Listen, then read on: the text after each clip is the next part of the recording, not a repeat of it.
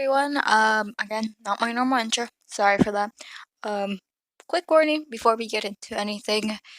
There is sexual content. If you are not comfortable with it or have not been exposed to it before, I recommend do not proceed with the video. Or you can skip ahead. I will not put a timestamp because you probably shouldn't be watching this type of things if you aren't used to this type of thing. You shouldn't be watching this. Anyway, with that disclaimer aside, hey everyone, how are you all doing? We're gonna get into chapter 15 soon.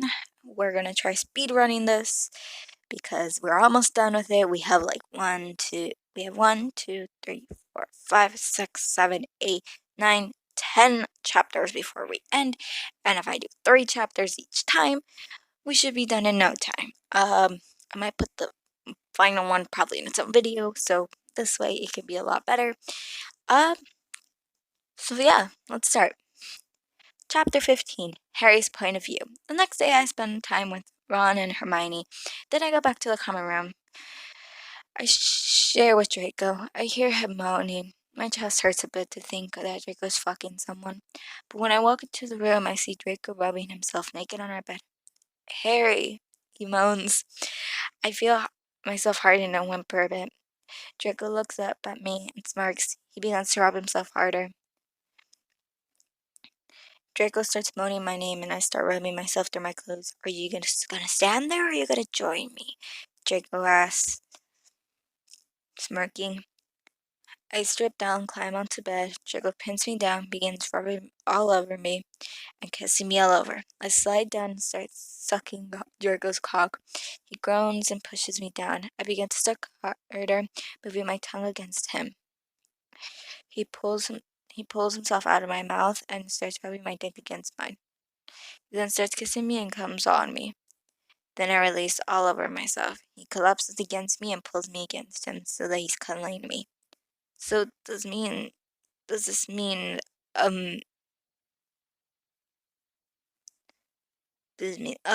blush, not exactly sure what I want to say. So does this mean I blush, not exactly sure what to say.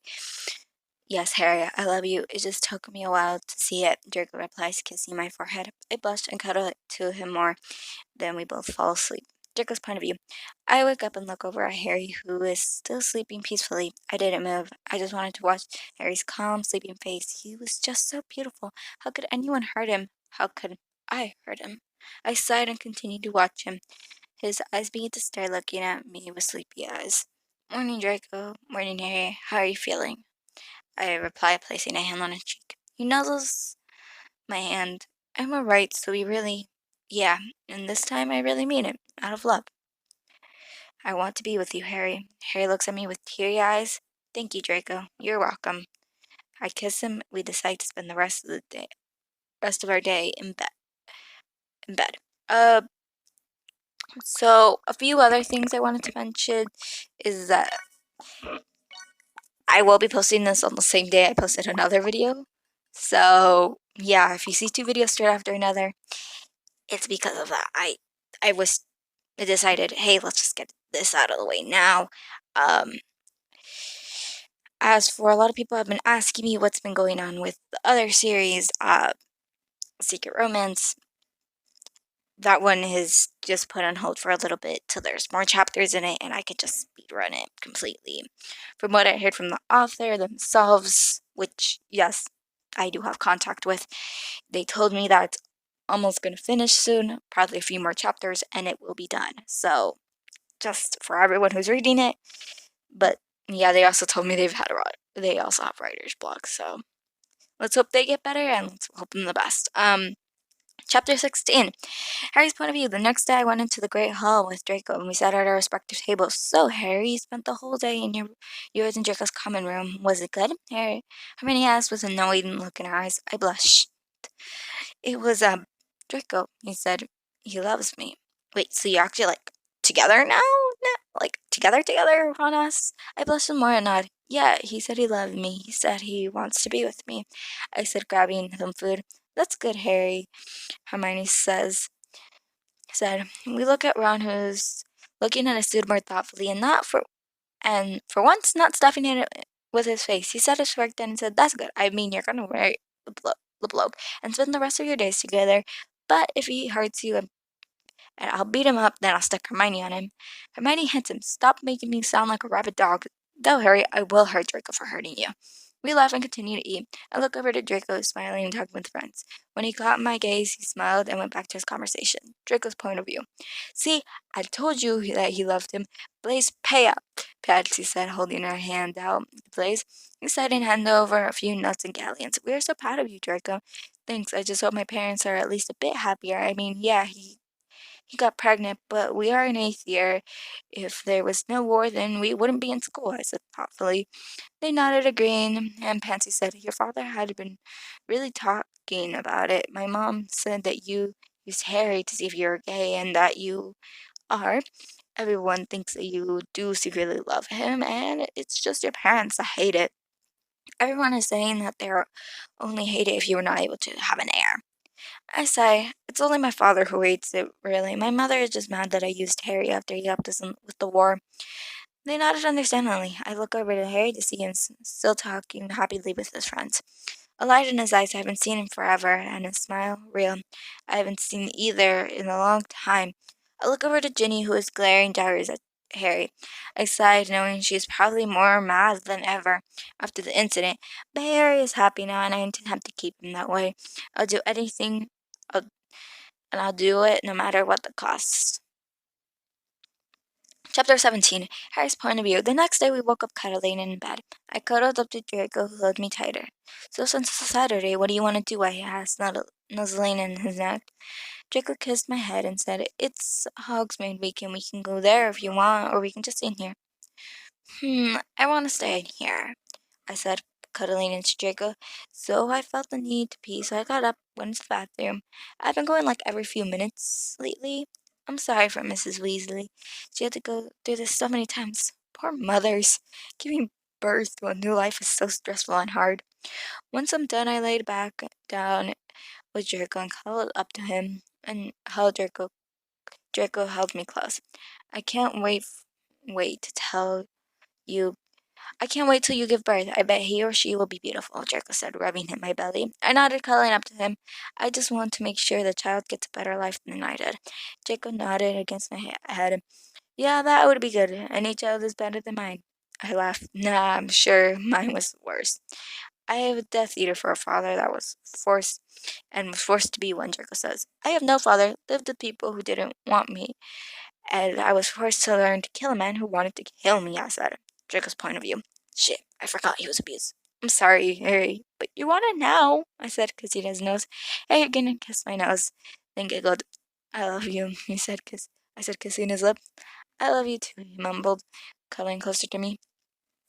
I held him close and played with his hair. My beautiful Harry, he's all mine now, though he has been for a while, but now I actually accept it, and he accepts me. I just lay there, cuddling my hair. Nothing can go wrong, and if something does go wrong, I'll give the one responsible hell. No one must with my Harry. Ginny's point of view. Be warned that she does say some very disturbing words. So if you are uncomfortable with that, I recommend you skip this part. Or, yeah, just skip the part. I won't put a timestamp, but just skip. I'm in a room full of girls. I'm in a room full of girls and a few boys, all of us in a black robe wearing a silver mask. They'll take off the mask and kneel before me. I shall lead them, and then we'll help get Harry and kill that blonde motherfucker. Disgusting faggots. The blonde confused and knocked up my Harry, but it's okay. I'll get him back. Chapter 18. Harry's point of view. We decided to go out for dinner to let everyone know that we haven't killed each other yet, though I think everyone knows we are really dating now and it's not some forced thing. The weird thing is that everyone was asleep when we got there. Draco looks around, but he doesn't see McGonagall.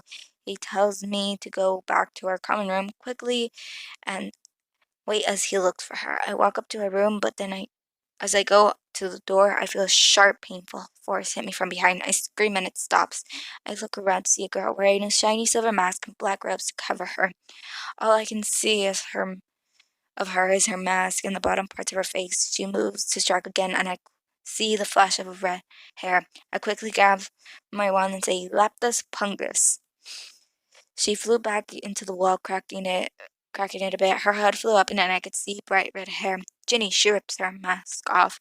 Why won't you let me help you? I shakily stand up. Leave me alone, you psycho bitch. You're not helping anyone. She stands up, and I can see Draco at the end of the hallway with McGonagall. Other people in black robes and silver masks come and help Ginny run out with her mask and put her hair back in her robes. As Draco rushes over to the headmistress, next thing I remember is waking up in St. Bungus. You're so lucky, Mr. Potter. You and the baby are perfectly fine. You have a strong child here, Mr. Potter, the medical witch says. I smile and she walks away. Draco came in with his parents, uh, brother, brother, and Cedric. I couldn't sit up, but Draco just slightly pushed me down. The Weasleys are on the way here with Hermione. Everyone is awake and checked. They're all fine. Harry, we need to know who did this to you. Draco asked, his voice dropping in concern. I can feel the magic radiating through the room, and his eyes are glowing silver. Jenny, she cruciated me and told me she was trying to help me. Draco's eyes began to grow brighter, and I can feel his magic getting stronger. I take his hand and smile. Don't worry, we'll be fine. Draco closes his eyes, taking a deep breath. I'm going to kill that bitch. The Weasleys walk in, well, of all the Weasleys, except for Jenny, with Hermione. Oh my god, Harry, what happened? She says, hugging me lightly. Hermione says, hugging me lightly. Ginny, she tried killing the baby, I said, looking down. Really? Mrs. Weasley said. Yeah, she's been trying to get me and Harry to separate and kill our child, Draco growls. Mrs. Weasley and Arthur were quiet for a moment. McGonagall looks at Draco. What do you say we do? I am going to kill her. She tried killing Mike, Harry, and my child. Brother, can you take Harry and protect him? Draco says. He nodded and takes me to Hogwarts for my stuff, then takes me to the Inquisitor's estate. The Weasleys head to the Burrow with Hermione to see if Ginny shows up there. Draco's point of view. That fucking bitch. She tried to kill my child to take my hair. She will pay. I paced around our common room. I am now alone. Harry's at my brother's house, safe and sound. Now all I can do is wait and see if she shows up anywhere. I felt my power pushed out in anger for the second time. Today my silver power goes everywhere. I take deep breaths, trying to calm myself. It's okay, Draco. We'll be okay. This will all be over soon. I'll get my Harry, my child. We'll be okay.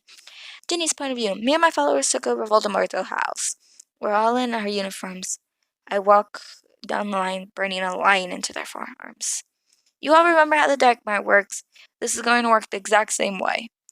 I look at the tattoos as it wound around their arms, licking its lips.